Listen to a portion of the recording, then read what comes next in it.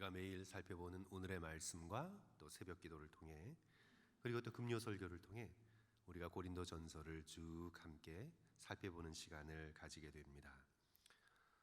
묵상하고 있는 우리 생명의 삶 본문 쭉 따라가면서 우리가 말씀을 나누게 되는데, 이제 오늘 그 첫 번째 시간으로 고린도전서 1장부터 9절까지 1장 1절부터 9절까지 서론격인 인사와 감사를 우리 성도들과 함께 쭉 순서에 따라서 말씀이 뜻하는 바를 함께 생각하면서 함께 말씀의 은혜를 나누고자 합니다.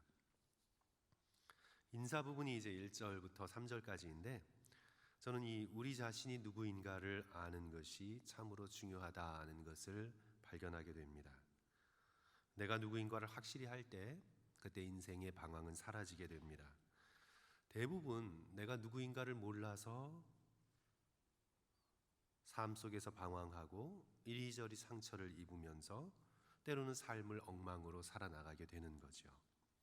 예를 들어 내가 남편이라는 사실, 내가 아버지라는 사실을 진실로 알 때, 그냥 머릿속이 아니라 진정으로 가슴으로부터 영혼 깊숙한 곳에서 정말 내가 누구인가를 알 때, 우리는 세상의 많은 유혹과 무책임에서 벗어나 성실한 남편이요 자녀를 돌보는 든든한 아버지로 서게 됩니다.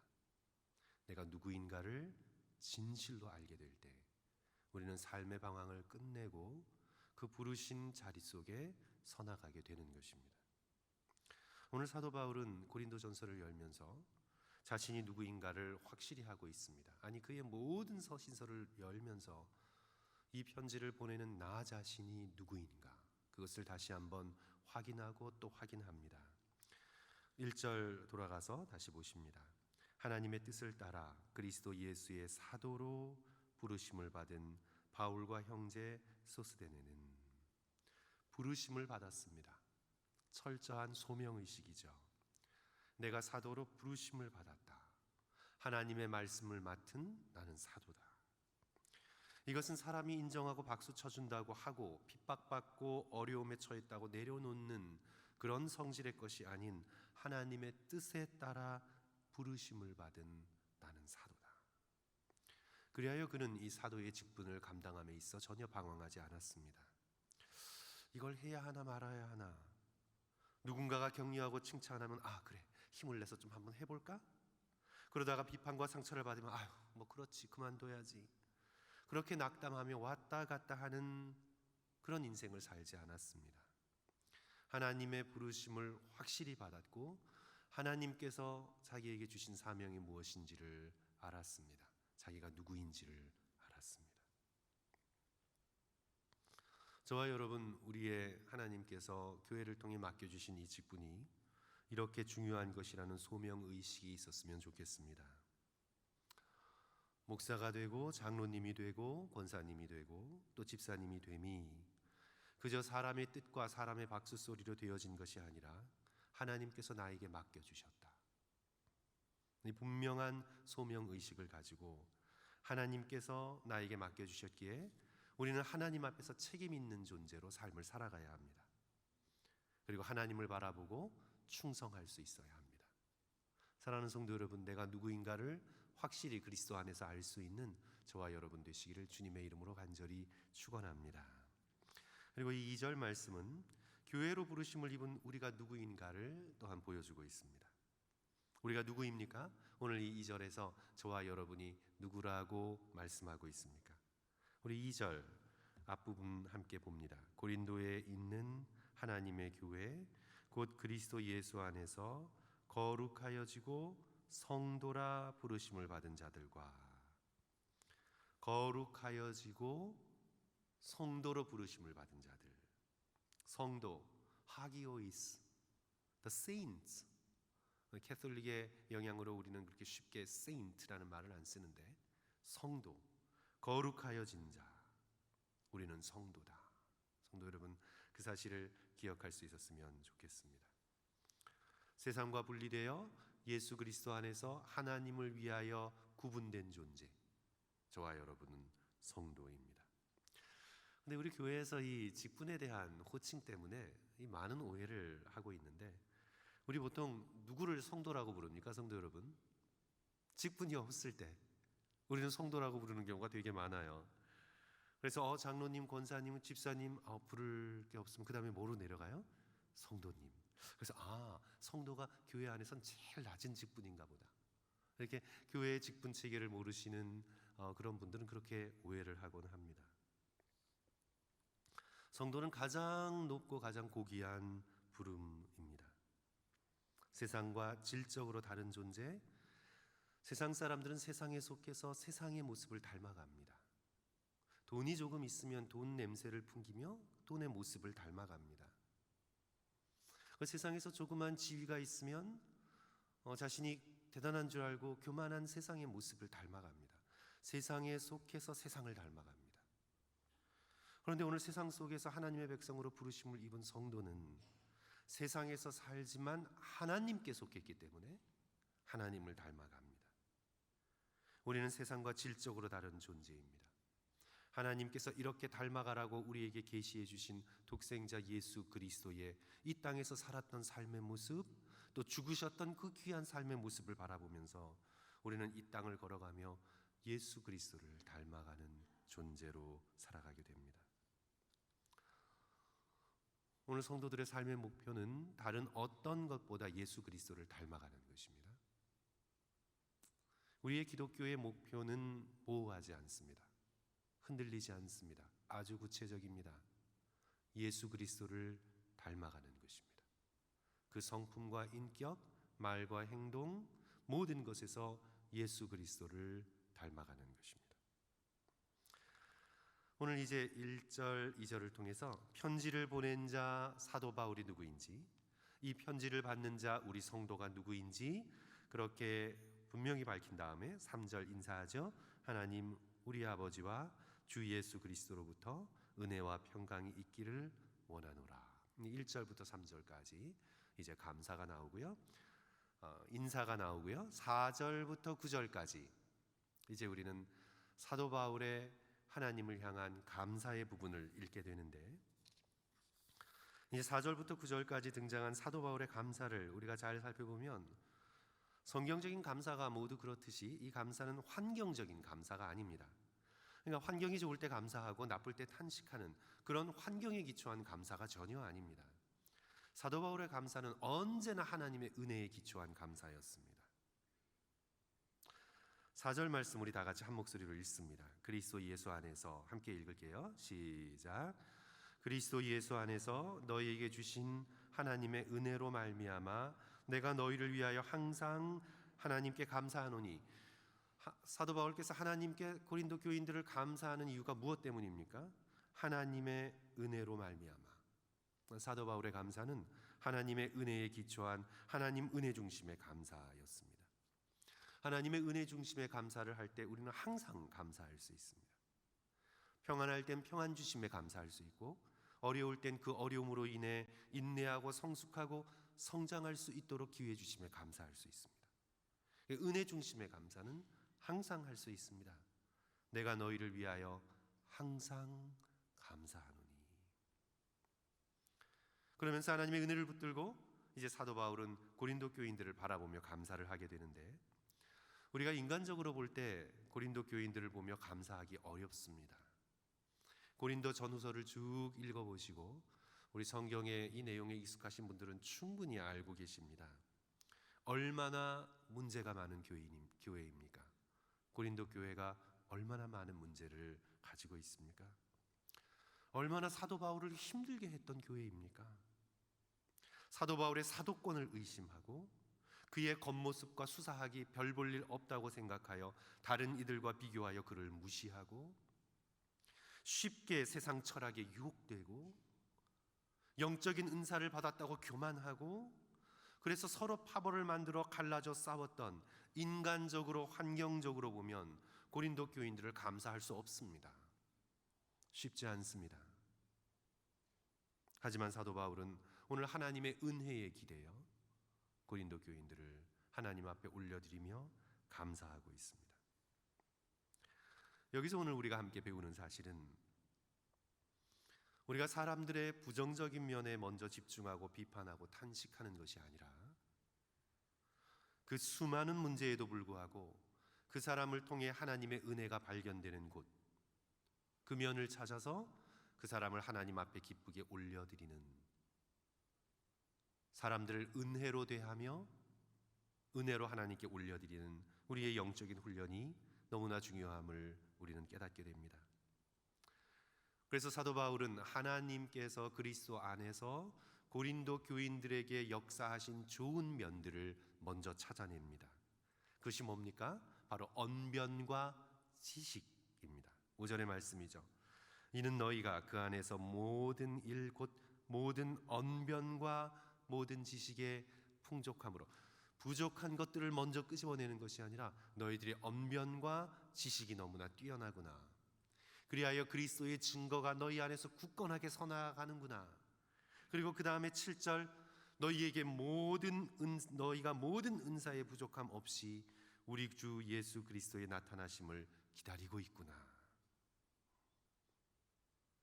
사랑하는 성도 여러분, 우리도 서로를 바라보면서 은혜 중심의 감사를 할 수 있는 그런 귀한 성도들이 되어 가시기를 주님의 이름으로 간절히 축원합니다. 우리 다 약점이 많죠. 다 잘못되고 망가진 사람들입니다. 하지만 그런 깨어짐 속에 역사하시는 하나님의 은혜를 발견해내고 그것을 먼저 칭찬하고 그것을 먼저 축복할 수 있는 저와 여러분 되어 나가시기를 다시 한번 주님의 이름으로 간절히 축복합니다. 성도 여러분, 사람은요 항상 그림자가 있어요. 빛나는 면이 있으면 그림자가 있습니다. 우리 하나님께서는 그림자가 없죠. 하나님은 그림자가 없으십니다. 그러나 사람은 항상 그림자가 있습니다. 빛나는 면이 있기에 그림자가 있는 것입니다. 우리는 은혜로 빛나는 면을 먼저 감사하고 하나님께서 그 그림자를 치유해 주시도록 하나님 앞에 맡기면 됩니다. 그림자를 먼저 지적하고 그림자를 먼저 살펴보면 그 사람의 빛나고 아름다운 면을 발견해 나갈 수가 없습니다. 제가 잘 드는 비유, 약을 보아도 항상 부작용을 먼저 읽잖아요. 그 약의 부작용 쫙 나오는 것들을 먼저 읽잖아요. 약을 못 먹어요. 약은 부작용을 보면 먹을 수가 없습니다. 약이 작용하고 워킹하는 좋은 것을 보고 부작용을 감수하고 먹는 것이에요. 안 그러면 세상의 모든 약은 먹을 수가 없습니다.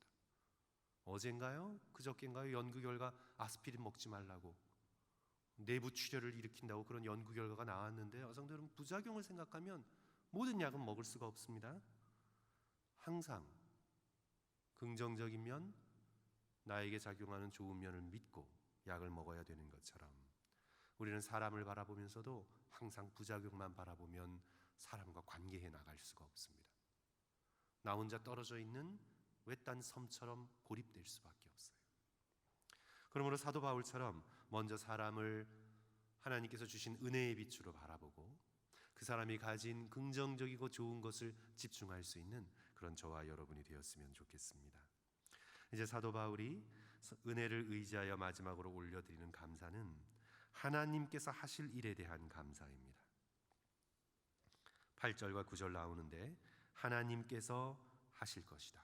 하나님께서 너희들 안에서, 고린도 교회 안에서 이런 일을 하실 것이다. 계속해서 은혜의 감사를 이루어 나가죠. 하나님이 하실 일 두 가지, 견고하게 하실 것이고 예수 그리스도로 더불어 너희와 교제케 하실 것이다. 8절 말씀 성도 여러분 한 목소리로 읽습니다. 주께서, 시작. 주께서 너희를 우리 주 예수 그리스도의 날에 책망할 것이 없는 자로 끝까지 견고하게 하시리라. 얼마나 놀라운 약속입니까? 우리가 얼마나 책망받을 그런 부분이 많습니까? 고린도 교회 교인들처럼 하나님의 은혜와 자비가 아니라면 저와 여러분 얼마나 책망받을 일이 세고 셌습니까? 하나님의 불꽃 같은 눈동자로 우리를 한번 스캔을 하시면 우리에게 문제 있는 부분이 1만 가지, 수십만 가지, 수백만 가지가 나올 것입니다. 하나님의 불꽃 같은 눈동자 앞에 누가 책망을 피할 수가 있겠습니까? 그러나 예수 그리스도의 날, 그리스도께서 재림하셔서 만백성을 불러놓고 심판하시는 그날, 우리가 하나도 책망받을 것이 없는 자로 세워가실 것이다. 끝까지 세워가실 것이다. 우리는 그렇게 할 수 없지만 예수 그리스도 안에서 하나님께서 그렇게 하실 것이기에 우리는 그리스도의 날, 재림의 날에 예수 그리스도의 보혈을 의지하고 자신만만하게 주님 앞에 나아갈 것이다. 이 얼마나 놀라운 은혜입니까? 칭의의 은혜이지요. 십자가의 보혈, 그 보혈로 우리의 허물이 많지만 덮어주고 감싸주시고 깨끗게 해주신다는 약속의 말씀입니다.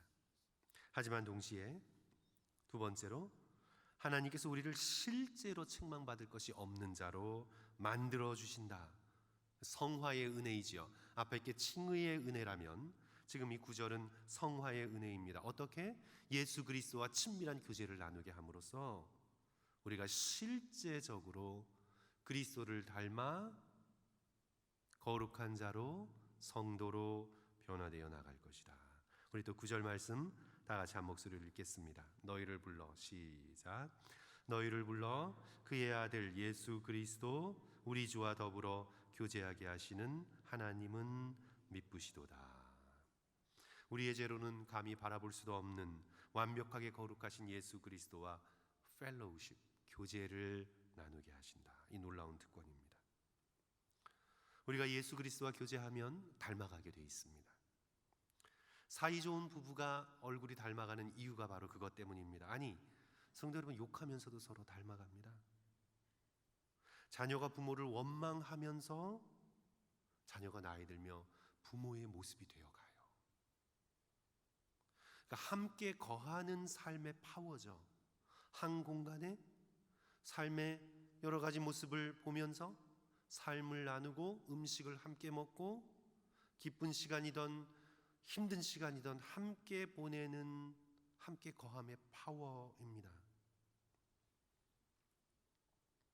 저는 여러 교회를 많이 돌아다닌 그런 목회자는 아니라서 제가 제 경험상 그런 말씀을 드릴 수는 없지만 이렇게 부흥사로 여러 교회를 다니시는 분들은 교회의 문을 열고 들어와 성도들을 보면 그 교회만이 가지는 독특한 모습이 있다고 해요.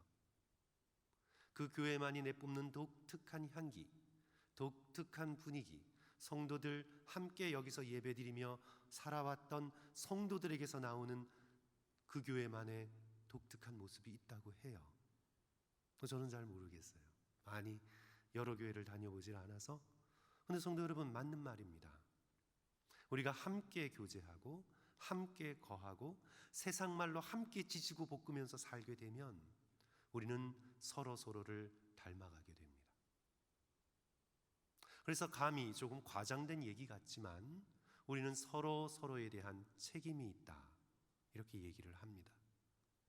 가족은 서로의 모습에 대한 책임이 있고 믿음의 공동체는 서로를 향한 책임이 있다.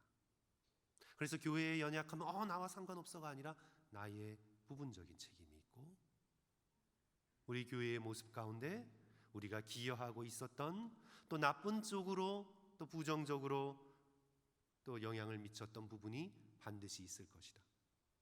성도 여러분, 우리가 늘 기억해야 되는 것은 우리가 교제하면서 서로 닮아간다라는 것을 늘 인식하시고 보이지 않는 영으로 함께 하시는 예수 그리스도와 날마다 교제하시며 우리의 성품과 인품과 우리의 모든 분위기가 예수 그리스도를 닮아가는 그런 놀라운 축복을 받아 누리시기를 주님의 이름으로 간절히 축원합니다. 오늘 우리도 고린도 교회처럼 문제와 허물과 죄가 많지만 십자가의 은혜의 힘이 더욱 크기에 우리에게 소망이 있고 또 감사의 제목이 있음에 주님 앞에 감사를 드립니다. 저와 여러분 한 사람 한 사람 다 소망이 있습니다. 하나님의 은혜 때문에 소망이 있습니다. 그러므로 사도 바울처럼 하나님 앞에서 내가 누구인지를 확실하게 알고 우리가 부름받은 성도이고 맡겨주신 재직들임을 알고 더욱 맡겨주신 소명에 충실할 수 있는 저와 여러분 되시기를, 또한 늘 은혜 중심에 서로를 향한 감사를 올려드릴 수 있는 그런 축복된 성도이시기를 주님의 이름으로 간절히 축원합니다.